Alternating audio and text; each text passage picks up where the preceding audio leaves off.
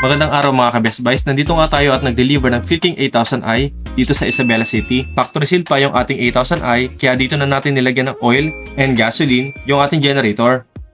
Repair na rin natin yung ATS para makita ng ating kliyente kung paano ba nag-work yung ating automatic transfer switch. So yung mag-brown out yan, brown out na.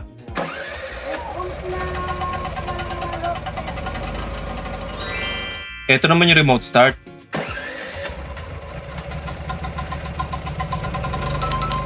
I-switch na natin sa LPG.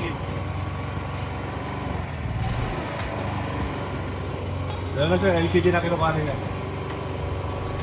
I-start na natin yung valve ng pipe. At ito naman yung manual starting.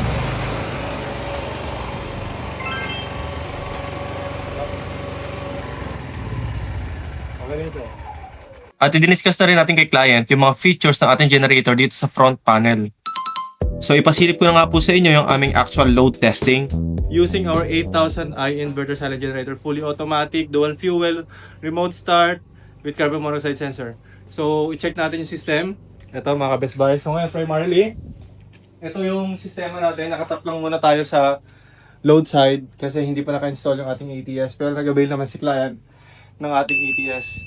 So start natin, buhayin yung mga loads. Unang 1.5 horsepower na aircon, another 1 horsepower na aircon, isang freezer at isang chiller. 21 ampere. At lumipat naman tayo sa kabilang bahay at humanap tayo ng loads na pwede pa nating paganahin. At dito nga ay may dalawang chest type freezer. 1 HP lang pero napakalakas ito, sir. Balik naman tayo sa napakagandang bahay ni Sir Joey. So ito mga ka-Best Buys, oh. Isa sa pinakamataas na load ni Sir. 1 tonner na aircon. Tingnan natin kung kakayanin niya. Ayun at pumalo pa nga ng 50.6 amperes yung loads ng ating client. Almost 11 kilowatts yan. At nag-steady naman siya sa 29 amperes. 29.4 ampere, 6,500 watts.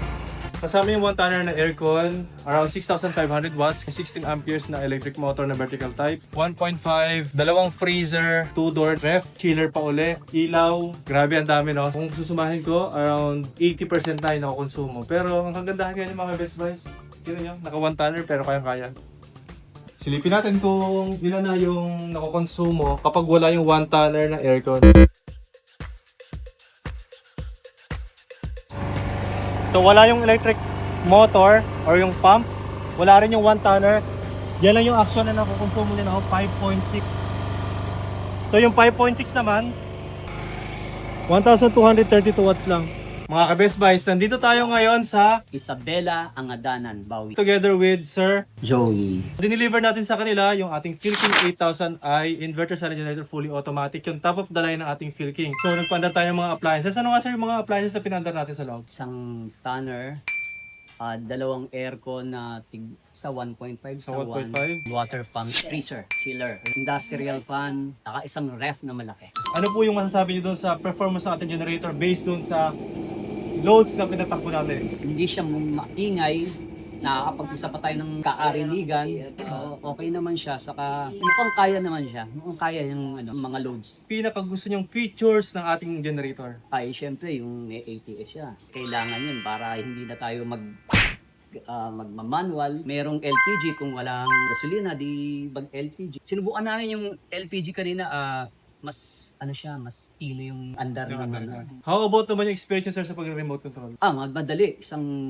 long press lang siya. Maandar. May recommend nyo ba yung ating Oo. generator sa mga kaibigan ninyo? 100%. So maraming salamat Sir Joey. Maraming salamat sa inyong pagtitiwala. Para sa inyong mga orders, comments, and suggestions, si Marky mag-text, tumawag sa aming cellphone number na magpa-flash din sa inyong screen. Bisitahin namin Facebook, YouTube, and dito for more videos. Maraming salamat mga Best Buys. Mag-ingat po tayo palagi. God bless po. Kala ko napakaliit na tao.